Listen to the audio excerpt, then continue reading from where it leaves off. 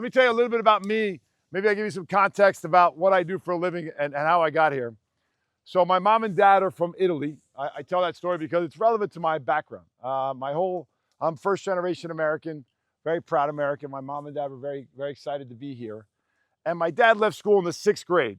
And the reason why in Sicily, we were starving when he came by himself. My mom left just north of Naples when she was 15 with her mom and dad. My father's parents, unfortunately, my grandfather had passed. So when they came here, my dad was a big believer in education. And honestly, for me, I had zero, the fact that I was going to stand in front of you and talk about economics is hilarious, because if you knew me as a kid, that was the last thing I was ever going to be, was anything economics. I wanted to build houses. That was going to be my future. But I worked my whole childhood with my dad, my uncles, my family building, so it was in my blood. I get to high school, and my father says to me, I was a fairly good athlete, played college sports. He said, why don't you go to school and at least see it, you can learn how to run a business. Maybe there's something in that for you. I said, all right, I really didn't want to go. I picked a local community college. It's a 4-year school called Kane University. You've never heard of it. It's a small little school. And I played baseball there, soccer, and did some fun things. So I go there as a freshman. And now the time period is important here. This is 1990. I'm 58 years old. $800 billion in assets. I manage about $8 billion in assets. I speak around the country. I'm on TV. Don't ever watch because it's not worth your time, but on a fairly regular basis. What movie came out? It was a comedy that led me down this path. Anybody have an idea? I'll give you one of the stars in it. Eddie Murphy. Oh, Trading Places. So, most people never get up here and say that to you, but that's the honest to God truth. So, why I tell you that story is because for me, my passion in life has been to analyze markets, just to look at and help them understand them.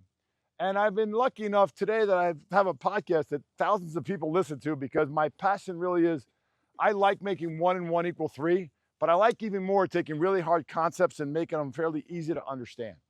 So I want to start off with some things this afternoon, just some opening ideas, but I'd really like to engage with you all, things that you see that maybe you don't understand, or maybe are concerning to you, maybe you are excited about. But let me start off with the state of the United States, and I want to go from 10,000 feet and maybe bring it down a little. My dad was this staunch believer in capitalism. He was the American dream. By the time he passed away, he owned 3 two-family houses. He had a little country house up in Pennsylvania, probably worth all in about $5 million in New Jersey. Prices have skyrocketed in real estate. Man never left, like I said, had a 6th grade education, worked with his hands. Why does capitalism work? So I want to start there, and then we could debate. By the way, I'm completely apolitical. I don't care about politics. I don't care left and right. By the way, if you look at the history of economics and politics, it doesn't matter who's in power. It doesn't matter which party. Markets are up 3 out of every 4 years, stock markets. It's just easy, that simple. What's the best year of an election cycle? Of the 4 years of a presidential cycle, what's the best year? At best returns? Only one negative year in the last 100 years. In the end, it's the bill that got passed, and I'll talk about that for a minute. There's components of that bill that are fascinating. But economics and politics don't mix. And yet I have so many folks get so worked up about what they see on a headline, especially when it comes to politics, and generally when it comes to markets, they're irrelevant. So what makes capitalism work for fun? There are 4 tenets of American capitalism that make it truly unique, and why our economy today is twice the size of any other country in the world. I'll give you some of the questions I get a lot to start. How many are worried that China owns American debt and that they control our future? Anyone think that? Okay, so I'm normally crass when I answer this, and I'm not going to be crass today. Well, I usually say, if someone ever says that to you, that person's an idiot, don't talk to that person and run away really fast. I'm not going to say that today. The reason why 70% of American debt is owned by who? Us. China owns 6. I dare you, sell it. Sell it all. Go for it. Who's going to buy it? Every other developed country in the world. Why? Because you are the number 1 currency in the world. All the world's oil, 80% of it, is traded in petrodollars. That means the most important ingredient of global economics is traded in your currency. You've got the most diverse economy in the world.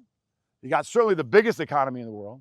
For fun, what's the number 1 thing we make in the United States? What's our number 1 manufactured product?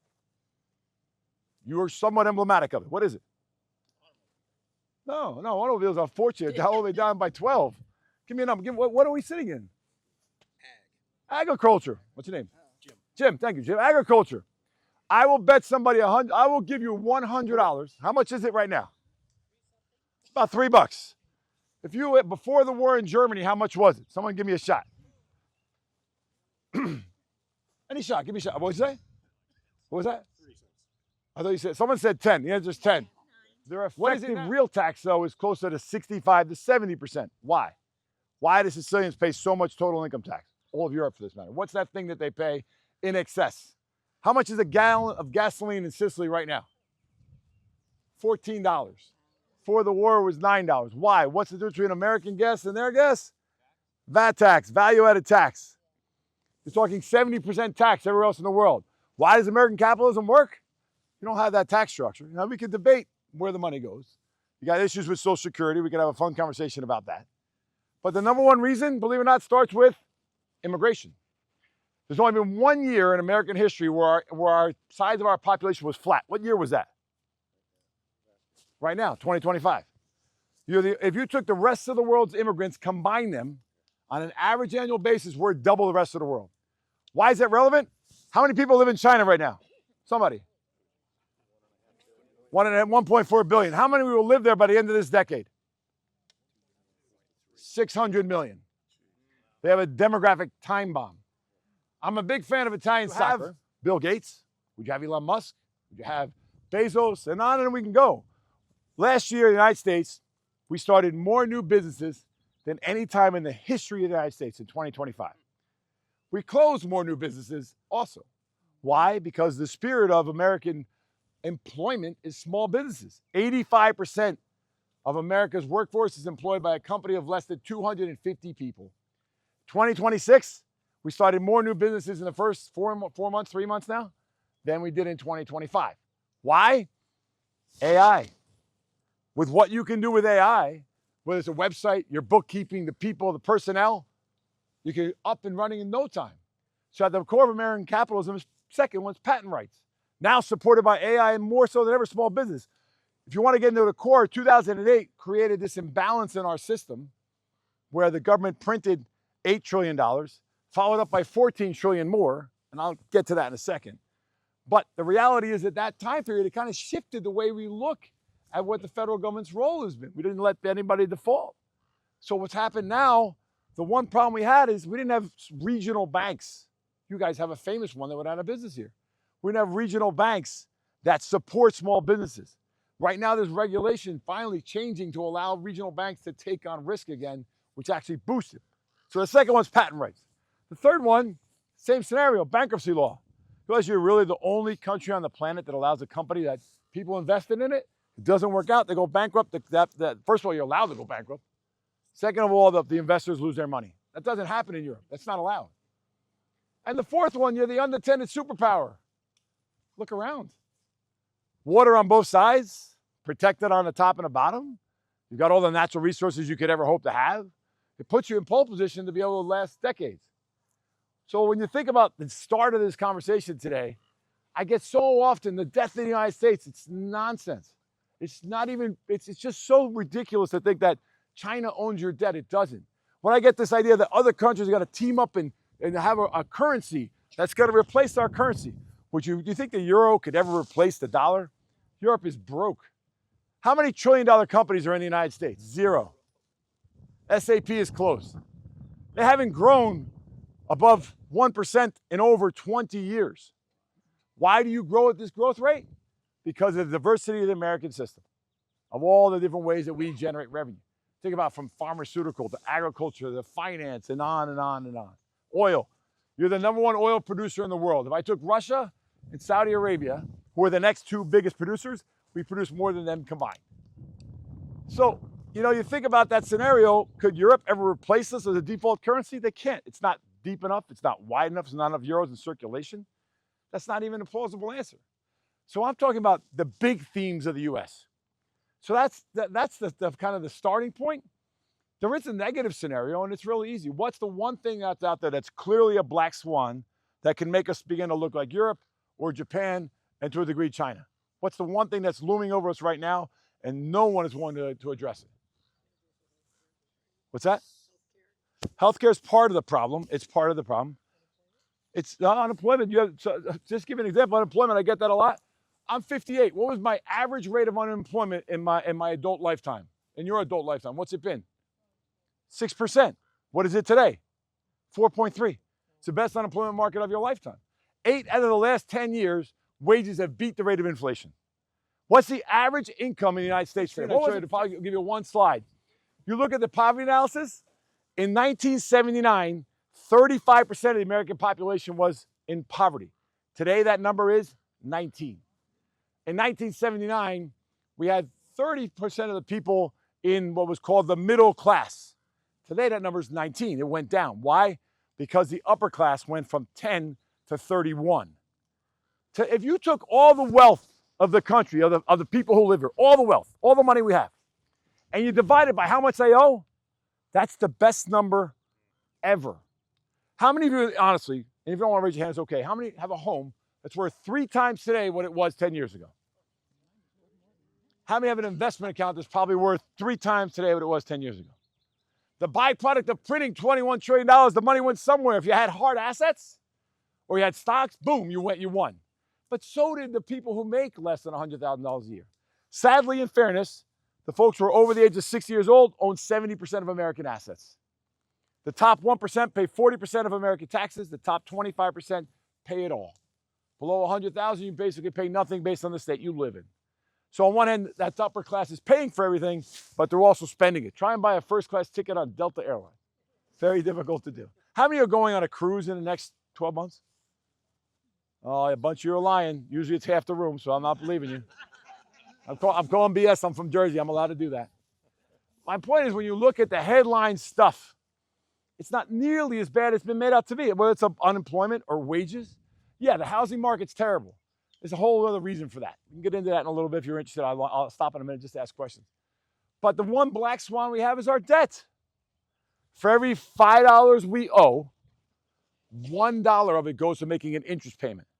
Wrap your head around that. The interest payment, it accomplishes nothing. You're not investing in programs. You're not creating. For every $5 we owe, $1 is interest payments. For every dollar you make today, you owe about $1.05. For every dollar Europe makes today, it owes about $1.30.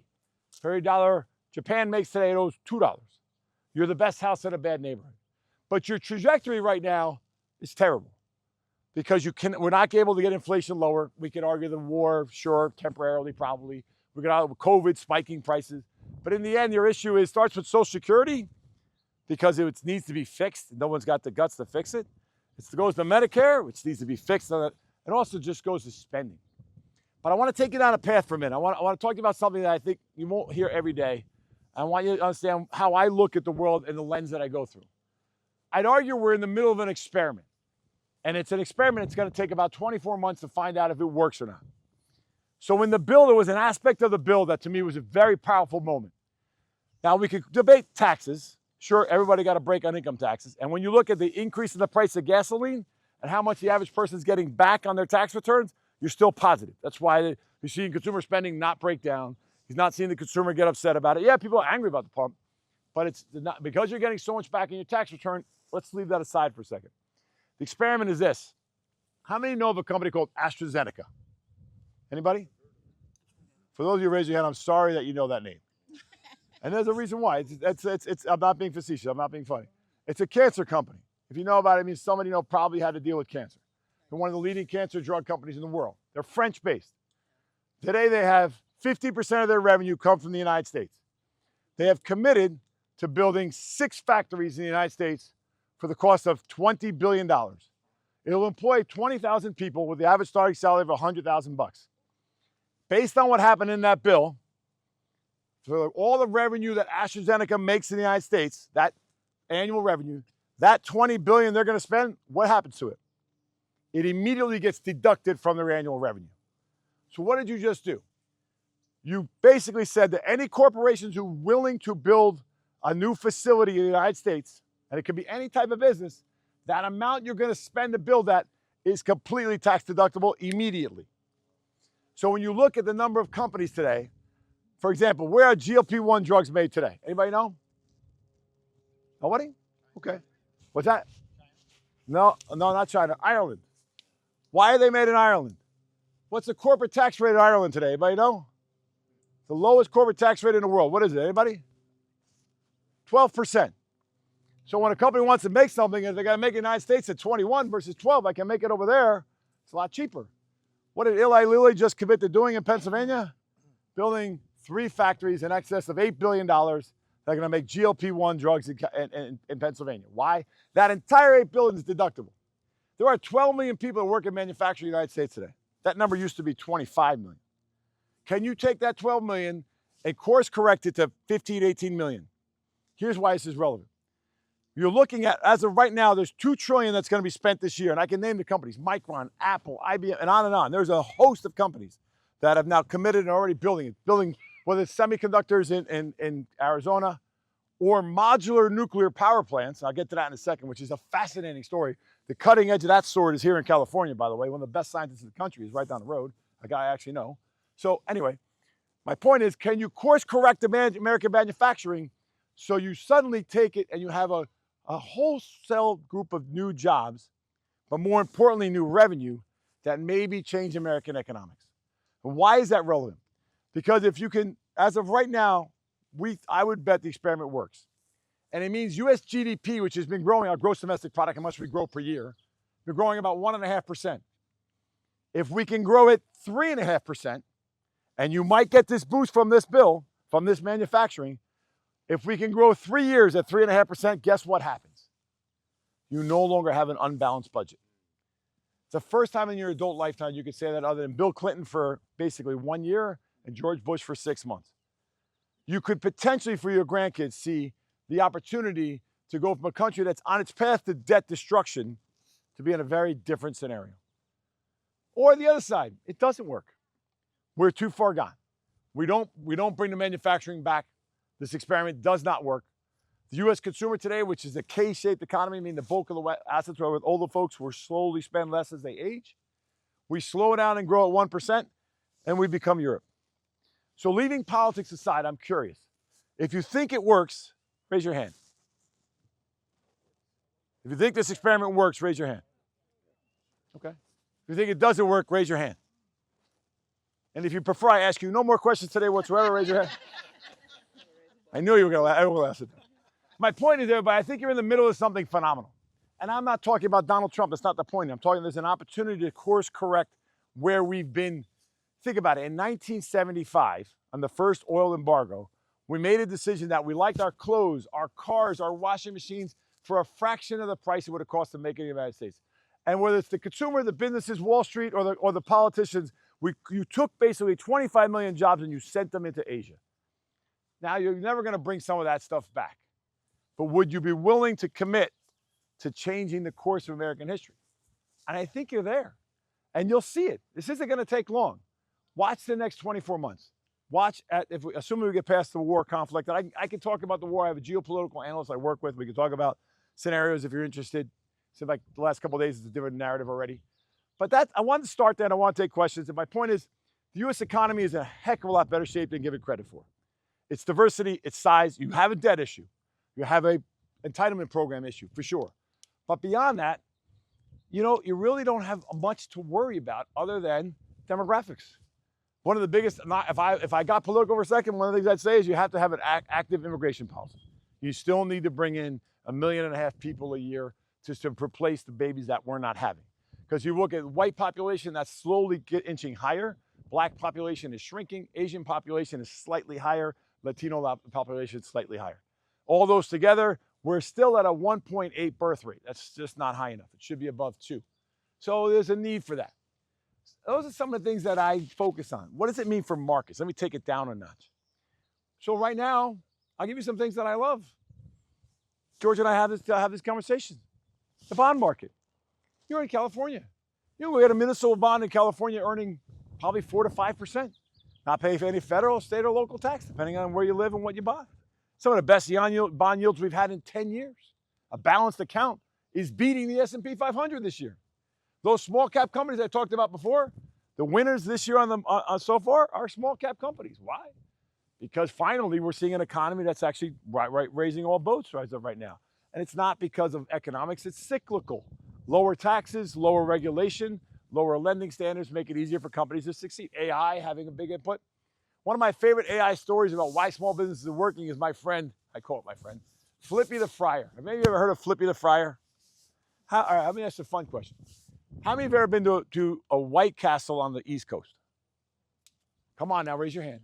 Did you go there at 1 o'clock in the morning when you had too much to drink? That's the second question. Because that's generally when people go there because the food is terrible. The two hardest jobs to replace in a fast food restaurant are the person frying French fries, and what's the other one? The dishwasher. So what is AI focused on right now? First one was French fries. You walk into a White Castle, you'll see a robotic arm that's AI based. And that arm costs about $100,000 per White Castle. Here's where it's relevant. Fries a perfect French fry, never calls in sick, on time every day, working at 1 o'clock in the morning. Does that French fryer pay benefits? Nope, no offense. Pay a salary? Nope.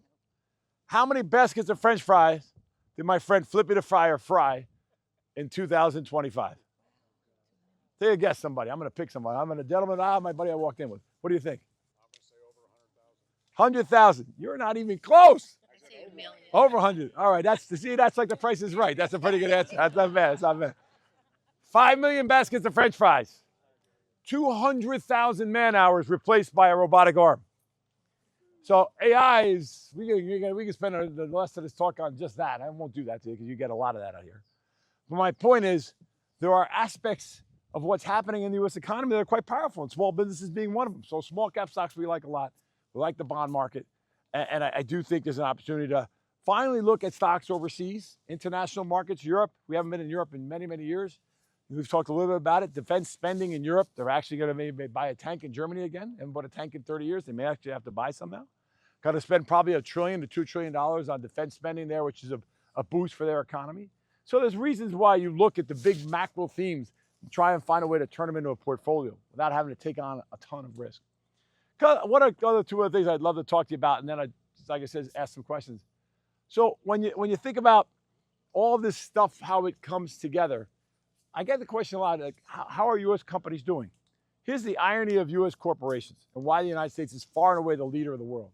I get a little worried that the number of stocks traded today is less than any time in the last 30 years. Over-regulation is making companies stay private longer. What's the biggest private company that's about to go public at $1 trillion? Somebody? SpaceX. So you're seeing far fewer companies go public. That worries me a lot because I want to have access to these great new young companies, and we're starting to see less of that because of regulation. But when you think about how companies are doing in the United States, believe it or not, we look at something just pure profit, how much they just make on a regular basis.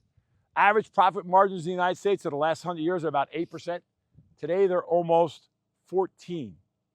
Why are they 14? AI. The productivity you get from it, the advancement of it, and then our ability to actually focus on how do we use new technology for it. I'll give you an example of a company that is producing revenue they never thought they'd produce before. Stocks trading at an all-time high. And I would argue it's on the cutting edge of AI. Here's the kicker. You're going to help me figure out who this company is. How many of you have a white pot in your house with little painted flowers on the side? Anybody? Who makes it? Corning. All right, what else does Corning make that you touch every single day? Touchscreens. Touchscreen, Gorilla Glass on your phone. What's the new thing that they make? It's not relatively new. That pushes the stock to an all-time high. They're the leader in the world, and it's in every data center in the country, and now the world. Fiber optics. Why are fiber optics so cool? Because they can bend them at a right angle. Think about that. You would never associate Corning with AI. I'll give you another one. What agricultural company today is far and away on the cutting edge of AI? It's got a 3-letter symbol and stocks at an all-time high. Close, it's in the same story, but the other one is Caterpillar. Why? Because of self-driving tractors, but more importantly, power plants, hydro plants that they can put on the side of a data center that they are the best in the world at building. All AI related. So the future, when we think about investing now, it's not just buying the NVIDIA. It's all the other companies that push the AI narrative higher. All the stuff you need to make AI come to life. And when I get the conversation about people losing jobs, nonsense. 1970, 43% of the American workforce was in the first rung of the workforce. Today it's 23%. In 5 years, it'll probably be only 15% will be in that first rung. Dishwashers and maybe not fryers, but my point is why? Well, those jobs will get eliminated by technology. But where do you need technology? Just go ask IBM. They've got an entire legion of young kids they're hiring. Why? To teach companies to apply AI in their company because they still don't know how to use it. So it's the application of AI. It's the governance of AI. It's the compliance of AI. If I ask Perplexity, the #1 used chatbot, how many use an AI bot every day? Really? Okay. For every click on AI versus traditional internet, what's the difference in power? 10 times more power when I use an AI bot versus just traditional internet. So you're using a lot of power for AI.